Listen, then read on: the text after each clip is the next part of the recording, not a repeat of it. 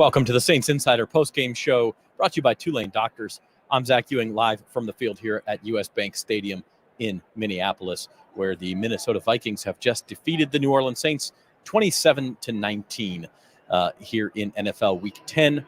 Loss drops the Saints to 5-5. Lots of things to talk about. We will be with you for the next 30, 45 minutes or so. Leave your questions, your comments, and we will show them on the screen as we can get to them. Keep them clean, please. If, by the way, if you are watching on Twitter, or X as they call it now, you'll need to go over to our YouTube channel, our Saints on NOLA.com YouTube channel, or to Facebook in order to leave a comment or ask a question. So we'll be joined a little later. Luke Johnson is here along with Matthew Paris, our two beat writers, and Times-Picayune columnist Rod Walker is also here. But a lot to get to. Let's recap the game. Saints lose this one 27-19. They fell behind 27-3 in this game. 24-3 at halftime. Gave up a field goal to start the second half. It was 27-3, and it was at that point that Derek Carr leaves the game with actually multiple injuries. It was announced later, a shoulder injury and a concussion. So Saints quarterback Derek Carr leaves the game. Jameis Winston comes in for him, and we kind of got the full Jameis Winston experience, right?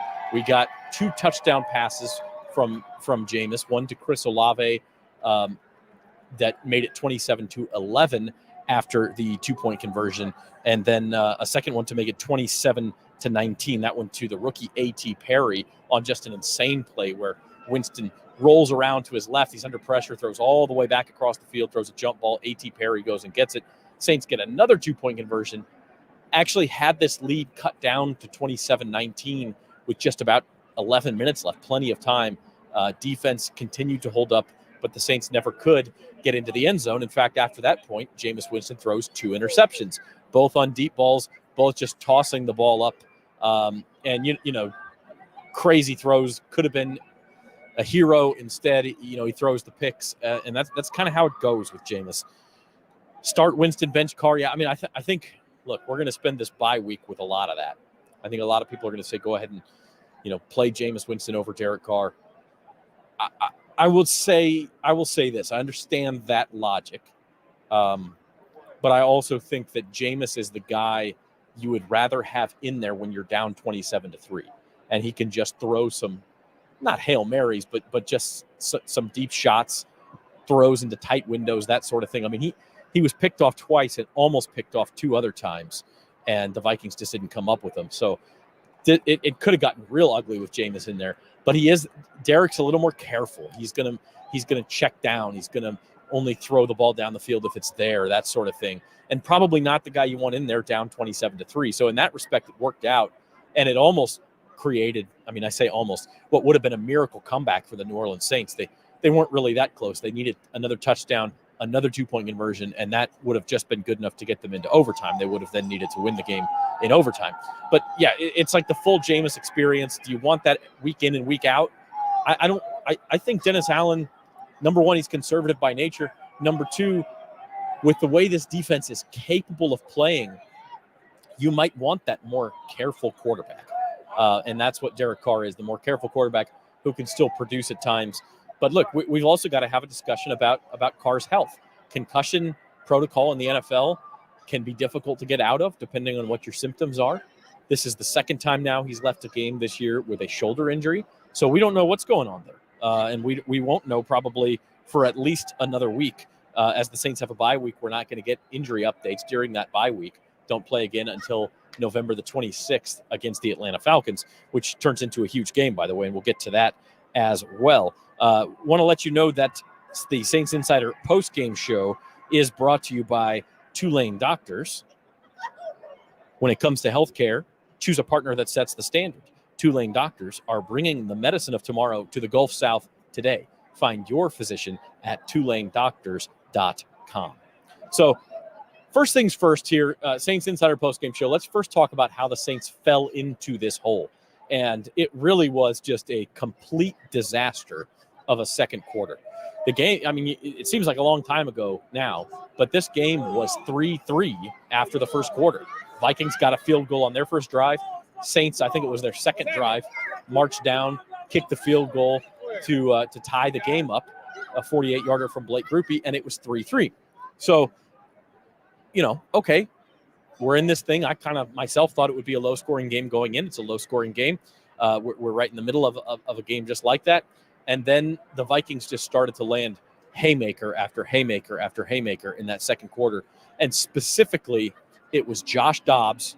I guess he goes by Joshua Dobbs now, the quarterback who's starting his first game for the Minnesota Vikings, led their comeback victory off of the bench last week in Atlanta. Today, he was the quarterback getting out to the huge lead. Just had a huge second quarter. Josh Dobbs finished with 268 yards passing and a touchdown. He ran for 44 yards and a touchdown. And like more than half of that production came in that one quarter, the second quarter. The other guy who killed the Saints was TJ Hawkinson, the Vikings tight end. He finishes with 11 catches for 134 yards and that touchdown from Dobbs. And more than half of that production was in that second quarter. So the Vikings go down. They get a rushing touchdown from Tyson Chandler to make it 10-3. They get a rushing touchdown from Joshua Dobbs to make it 17-3. Then they get right before half, and this is the one I think that really hurt. The Saints could not get a first down right before the 2-minute warning in the first half, and so they had to punt it back to the Vikings, give them another chance for points, and that Saints defense just could not stop this pairing of Dobbs and Hawkinson, and Dobbs hits TJ Hawkinson for the 28-yard touchdown pass with just like 16 seconds left in the first half. And so a game that was pretty close after a quarter was just a complete blowout at halftime, 24-3. In that second quarter, the Vikings had 25 plays. The Saints ran 8. The Vikings had 14 first downs. The Saints had 1. The Vikings had 216 yards. The Saints had 27. So it was as lopsided of a quarter as you will ever see in the National Football League. And it was the difference in this game. Vikings go into the locker room at 24-3. On the other side of the ball, offensive line struggled to protect Derek Carr. I will say the running game was clicking for the Saints early on, but they abandoned it. They fell behind. I mean, some of these things, Carr was under pressure a lot. Jameis Winston was under pressure a lot when he came in. The Vikings only got 3 sacks, but it was just constant pressure.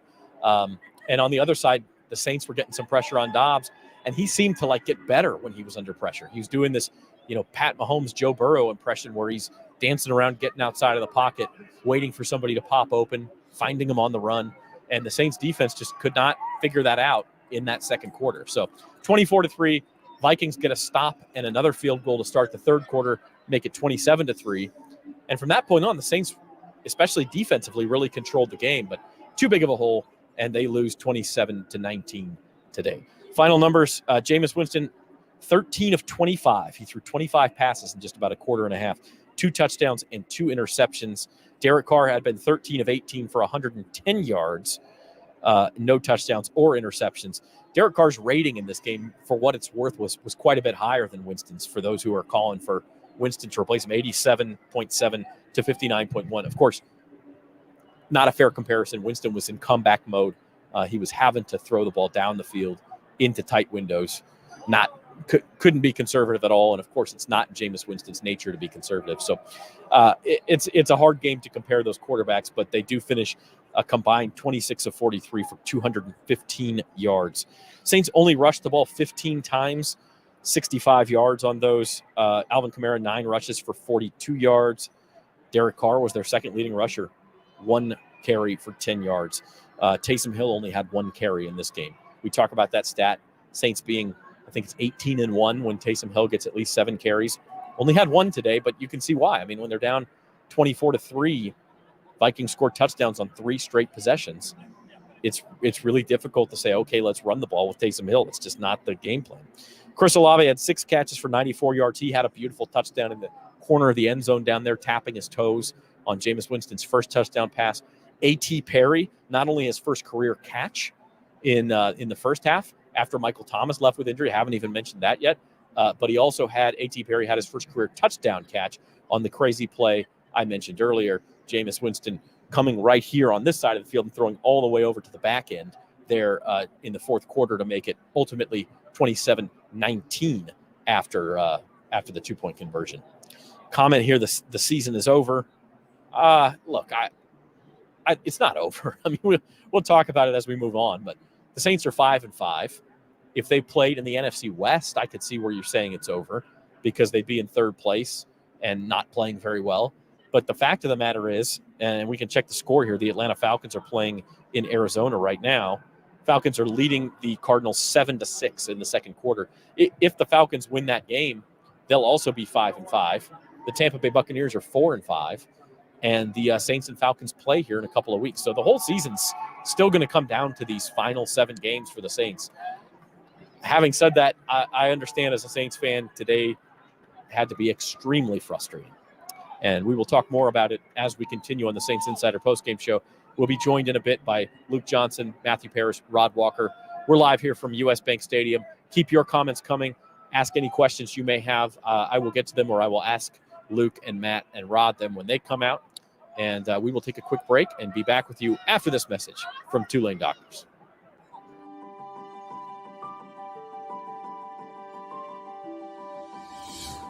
We are Tulane Doctors. Physicians and scientists working side by side to advance academic medicine. We give our community access to the best possible medical remedies, developing state-of-the-art treatments to improve quality of life, address public health crises, and cure disease. All in passionate pursuit of our mission to provide inspired patient care for generations to come. Tulane Doctors. The future of medicine is here.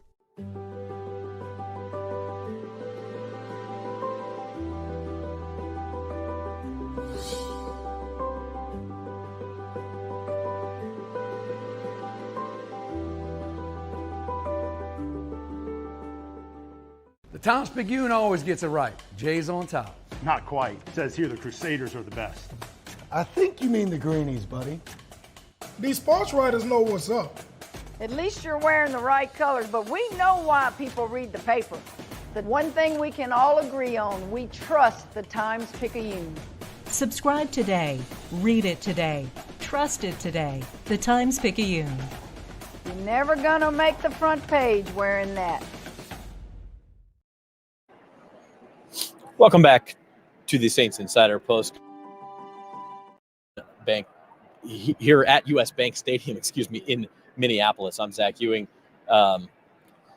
We are awaiting Luke Johnson, Matt Parrish, and Rod Walker. They'll be coming out of the Saints locker room. I doubt we will have a health update on Derek Carr, but sometimes you can tell just by the way coaches and teammates are talking whether they expect it to be a long-term injury. So we'll see. It'll be interesting. The Saints do have their bye week up next.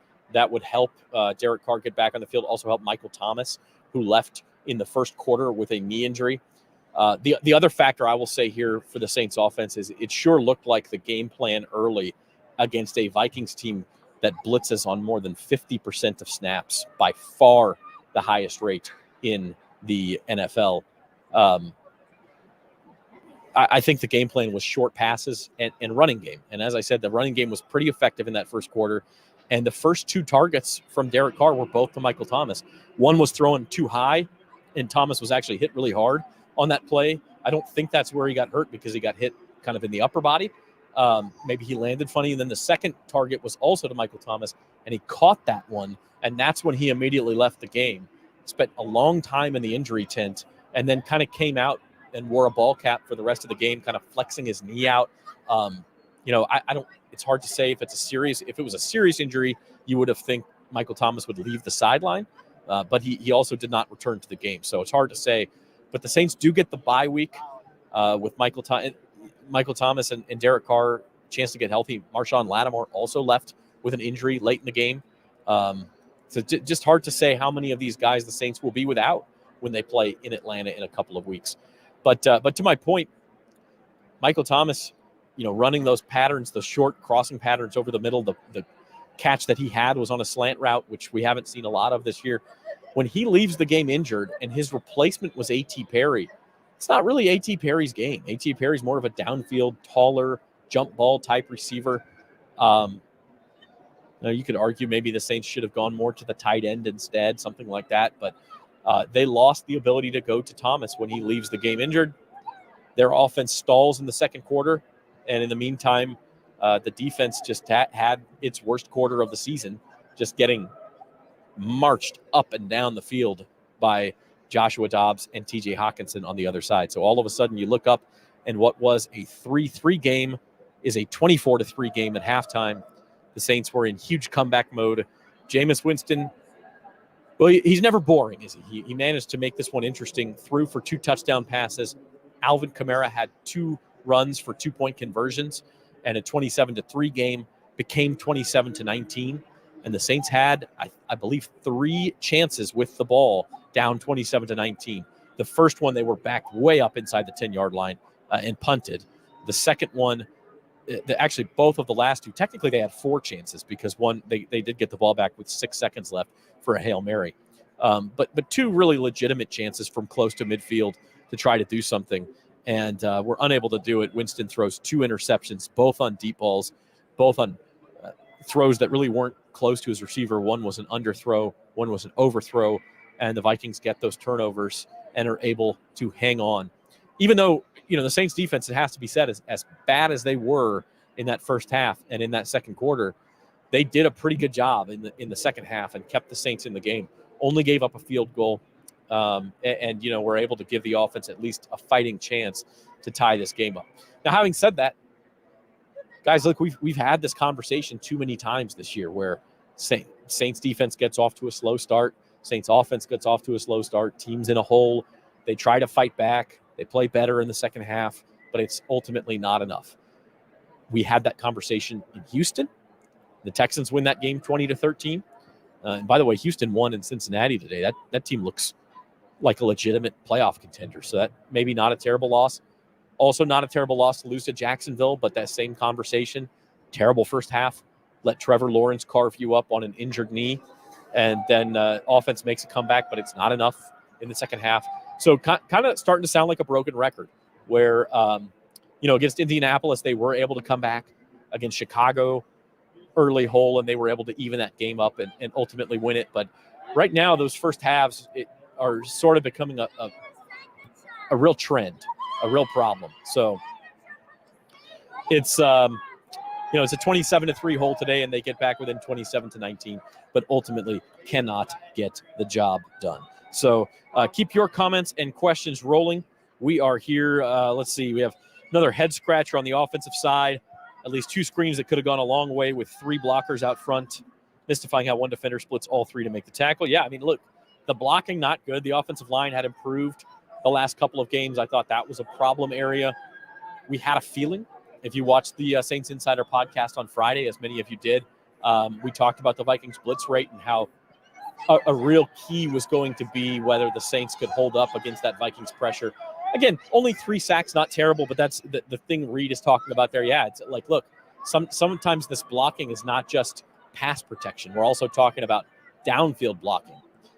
One thing I haven't mentioned, look, the Saints on their most legitimate chance to tie the game up, down 27-19, they had the ball near midfield, and Jameis Winston, probably his best throw, completed a pass about 24 yards downfield to Chris Olave. It would have been inside, I think, the 35, down close to the Vikings 30, and still a couple of minutes left in that game. Would have had an unbelievable chance to at least get within a 2-point conversion of tying this game. Instead, it gets called back on a flag because Rashid Shaheed, like he was like lined up where I'm standing if that yellow dotted line was the line of scrimmage. He wasn't even close to lined up, and you don't hear offside on the offense very often. It wasn't a false start. He was in his position, but he's like 2 yards in front of the line of scrimmage. And so it's an easy call for the referee. It wipes out an enormous play to Olave. Instead, at that point, it's 1st and 15. And ultimately, Jameis throws an interception, I think, they got 2nd and 15, completed a ball for 12 yards, got to 3rd and 3. And that's when he threw that interception on the deep ball. Andre says they got away from Taysom when Carr went down. Jameis had some good throws and bad. Play calling was like we needed to score every down. Yeah, I agree with that too. I mean, I don't know how much of that is play calling, how much of it is Jameis Winston always choosing the deep route on those plays. I have to go back and look at the film, but certainly they were really aggressive. And Honestly, I will say this too. A lot of people say, oh, they're down 8. It's a one-possession game. There's 4 minutes left. You have plenty of time. You can't be guaranteed that you're going to get the 2-point conversion. So I don't mind being aggressive there, because then if you are able to score and you miss out on the 2-point conversion, you still have time to get the ball back and go for a game-winning field goal. So, I think you have to keep that in mind too. I don't mind the aggression, but you've got to trust Jameis Winston to make those throws. So we're here on the Saints Insider Postgame Show. Going to be joined first by Rod Walker, Times-Picayune columnist. He has just emerged from the Saints locker room, so continue to get your questions and comments in. Here comes Rod on the air, and we're live here from Minneapolis. Rod, first off, Saints locker room, I know probably no official update on Carr, but from talking to coaches and teammates, any sense of whether that's a long-term injury or not? I couldn't really tell. Dennis Allen said he's going to evaluate it. One thing I thought that was interesting, I asked him specifically, did Jameis do enough to make you evaluate the position during the bye week? And, he was like, Derek Carr's our starting quarterback. Obviously, if Carr's hurt, Jameis is going to have to be the starter, but it looks like if Carr is healthy, that Carr's going to be the starting quarterback. Yeah, and we've gotten comments from people saying, hey, you got to start Jameis now. In some ways, coming into a game where you're down 27-3 is exactly when you do need Jameis Winston, because he's going to take chances and he's going to throw balls into tight windows and throw downfield. Derek Carr isn't that. And so I don't know if you want Jameis in a 0-0 game, but 27-3, it certainly gave the Saints a chance. Yeah, I think we kind of saw the full Jameis Winston today. He's going to take those chances. There's going to be some risk reward. But, you look at those plays he made. He came in and threw a touchdown on the first drive, and then made this crazy play to A.T. Perry. And I asked him about that play in particular. One of the things he said was that, to us, he probably looked like, man, what's he doing? But he said he threw it where he thought only A.T. Perry could get it. He saw him over there standing by himself at first. Obviously the DB came in and closed in, but he threw it in a spot where only A.T. Perry could come down to play, and it was a touchdown. And, if Jameis is not in this game, it's probably not – it's probably a blowout. Yeah. They made the score respectable, and you got to credit Jameis for that part of it anyway, I feel like. And I think I saw a comment on Twitter that not only is Jameis Winston the only quarterback in the NFL who can make that throw, he's the only quarterback in the NFL who would attempt that throw. So, yeah. But he did it, and he did get the Saints close. Then he throws the 2 interceptions. On the other side of the ball, the defense, I was just saying, sounds like a broken record. Second half was much better, but they got sliced and diced by Joshua Dobbs and T.J. Hawkinson in that first half. Yeah, I think the one thing we've learned about this team, we keep thinking, okay, they're going to finally figure it out. But if they play a mobile quarterback, they are going to struggle, at least at the beginning of the game. They just had no answers. Dobbs looked like, I know I tweeted, like I said, Fran Tarkenton, because he's obviously a Vikings great. But, yeah, they just didn't have any answers for him. And he really made them look bad, and he put the Saints in a hole. And like Dennis Allen said, this team just can't afford to be in these kind of holes because they're not good enough to dig themselves out of it, really, especially against a good team. And this isn't a great team. They still haven't played a great team. But, this is a good, solid team, hostile environment. You let this crowd get into it. It just was a perfect recipe for a loss. This team just couldn't afford to. They needed something good to happen early, and it didn't. Yeah, it was pretty shocking, actually. The game's 3-3 at the end of a quarter, and I don't know how many dozens of plays in a row go by without something good happening for the Saints. You just don't see that in an NFL game. Yeah, it was incredible. And you go back to Dobbs. I look at one time in his passes, he had like a 27-yard completion, 24-yard completion, 21-yard. It was just like big plays, and they just didn't have any answers for him. And because of that, they're looking at 5-5 heading into the bye. If they go into the bye with a 3-game winning streak and 6-4, you're a lot more optimistic. But now I think you have a lot of questions, which is going to be like the essence of my column tomorrow. Just how this team's going into a bye with just as many questions and not a whole lot of answers. Yeah, you're free to leave your questions. We don't have a lot of the answers, but let's talk about how it'll be 40 years before we see another Super Bowl trophy. Well, look, I'm going to be an old man by then, and you probably will be too. So hold your horses on that. But it is probably a good time for the bye week, just from an injury perspective alone. Yeah, that was a question also that was asked to Dennis Allen. I asked Malcolm Roach about it too. And those players said they would much rather go into the bye week with a win. They say it's actually kind of hard to go on a bye week with a loss, because then you got 2 weeks to deal with it. But yeah, this team needs that right now. With Derek Carr hurt, Michael Thomas hurt, Marshawn Lattimore hurt. Lattimore gets carted off, which is never good. So they have some some big issues, some big injuries that are going to be, hard to replace. But I think Derek Carr is going to be the big question mark going into this Falcons game in 2 weeks.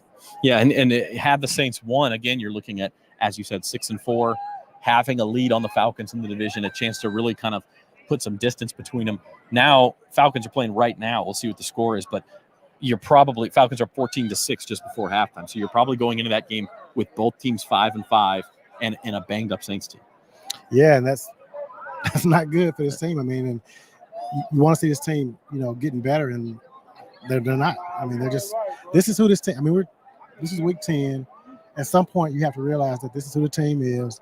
We keep saying they're going to figure it out, but I mean, the season's almost over, and this is who they are, I think. And so yeah, they got to get healthy, but I mean, they got to fix these slow starts. They had a lot of penalties today. Some penalties that actually hurt them. Rashid Shaheed lining up 2 yards offside. Just simple. Crazy. That's just basic football that shouldn't happen.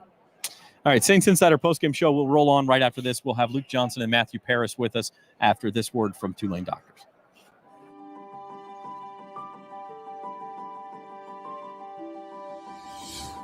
We are Tulane Doctors. Physicians and scientists working side by side to advance academic medicine. We give our community access to the best possible medical remedies, developing state-of-the-art treatments to improve quality of life, address public health crises, and cure disease. All in passionate pursuit of our mission to provide inspired patient care for generations to come. Tulane Doctors. The future of medicine is here.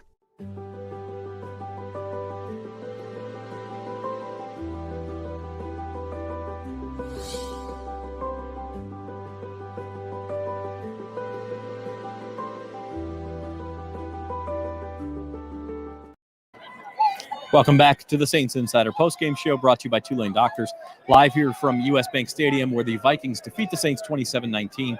Zach Ewing now joined by Luke Johnson, Saints beat writer for NOLA.com. Luke, another Saints game where we're kind of left shaking our heads a little bit. I feel like I've seen the script play out 4 or 5 times this year, where they fall in this big early deficit, everything looks hopeless, and then they give you just a little bit at the end where you're like, oh man, maybe they can come in here and pull this thing off, and ultimately fall short. And yeah, this is kind of something we talked about with a number of the players in the locker room, where they're kind of sick of being in this situation. They don't really care if they look good for a quarter and a half or 2 quarters, because the fact of the matter is they had a 24-point deficit to try to make up. That's basically impossible. I mean, it's been done, but on the road against a decent team, 90% of the time, that's going to end in an L. That's the only thing that matters out of this week. It's a win or loss league. A good quarter and a half is going to count for absolutely nothing. The response, and I have to look at the comments roll in, but the players say they're frustrated. They say they're tired of it. They've been saying they're tired of this sort of thing. And here we are in week 10 talking about it again. Yeah, well, I mean, that's the only thing that's consistent about this team right now is that it's inconsistent. And that's that's a huge source of frustration, and nobody really knows what to do about it. It's how do you pull the best version of this team out for 60 minutes? How do you get them to play that way? Because we've seen them look really, really good for stretches, and we've seen them look terrible for stretches. So it's how do you figure out which one is which, and how do you get that good version to be the one you see more often than not? Because today it was offense and defense both sharing the blame for this. I guess special teams had a decent day. I think Blake Grupe hit the 48-yard field goal, and I think Headley actually did a pretty nice job outside of one touchback. But the defense looked awful in the first half, and the offense looked awful in the first half. And it didn't really look good until Jameis Winston got in there and started playing hero ball. Yeah. And then the hero ball came back to bite him in the end. So, it's kind of this story that's been repeated. I feel like I've written the same story 100 times for this team this year. I'm going to write it 101 times today. The second quarter will go there next. I mean, this is like bags over your head in the Superdome bad. that was as bad of a quarter. Saints were outgained in that quarter, I think 217-28. First downs was 14-1. Vikings scored all 3 times they had it. I mean, just ugly all the way around. Yeah, and look, I mean, they deserve some credit for this. I think Josh Dobbs is a really good fit for this offense that Kevin O'Connell runs here. They were without two of their better receivers today, but they still had Jordan Addison and T.J. Hawkinson, two very good players. I mean, Hawkinson obviously tore them apart today. And, I was talking to Tyrann Mathieu after the game. He's not trying to make excuses for it, but he's like, yeah, look, he's a good player and he's a smart player. And they were running a lot of times when Dobbs was scrambling and they were in a zone coverage, Hawkinson would find the soft spot in the zone. They were getting beat by good players in that first half. And it was really bad. It's 24-3 at halftime. That's the worst half of football we've seen the Saints team play this year, and they've played some really bad halves. Yeah, yep. And it was 27-3 when Derek Carr goes down injured. And then, as you say, Jameis Winston, when you want him coming into a game down 27-3, that's when you want Jameis Winston, because he's gonna go for it. Jameis has absolutely no problem trying to make the most difficult throw on the field at any time. So yes, maybe that is absolutely the right situation for him to be dropped into. Maybe you don't want him coming in there in a tight game, but he goes in there and throws 2 unreal touchdown passes. I mean, both of them insane. The one to A.T. Perry, I mean, for him to even have the confidence to be like, yeah, that's open to me. I mean, he was rolling left, or he was on the far, I think he was beyond the far left hash, and he sees A.T. Perry not even really that open, the complete opposite side of the field. It's like throwing a cross-court pass in basketball. We're not standing that far from where he threw that pass. Yeah. And you can see how far it is to the opposite. I mean, that never happens. And he ripped it down there and took advantage of A.T. Perry being 6'5", jumping over a 5'11" defender. But then you see the other half of it, right? And those throws are the same kind of throws he was trying to make in the fourth quarter when and it's a 1-score game, and they got 2 possessions, 2 cracks at it inside, like right around midfield. And one of them, they were even inside Vikings territory, and there were 2 bad interceptions. That's just kind of what you live with Jameis Winston, especially in those kind of situations. He's great, and then he does stuff that why? Yeah. So, but look, that's why he's their backup quarterback. He's a very good backup quarterback. He gave him a chance to win the game. He was probably their best player today, probably. But they had a chance. They had multiple chances. They even had a chance. They had a legitimate puncher's chance at a Hail Mary. That's about as good as it's going to get there. Shaheed diving for that. He was maybe half a second late diving for that ball. Yeah. Could have had it and brought this game down to a 2-point conversion. So 2 weeks to go now before the Saints play the Falcons. The Falcons are leading at halftime in Arizona, so teams could be tied. Biggest game of the season. We have no idea what the Saints starting lineup is going to look like because of injury. 3 really key guys today. Derek Carr. We asked Dennis Allen after the game about Derek. He said he was ruled out because of the concussion, but he also has a right shoulder injury, which of course is the shoulder he injured earlier this season. I asked him specifically about the shoulder. He gave no further updates, not even saying if it's re-aggravating the same injury. So we're going to have to kind of wait and see on that one. Hopefully hear a little bit more about it tomorrow when Dennis Allen talks. Michael Thomas is dealing with a knee injury.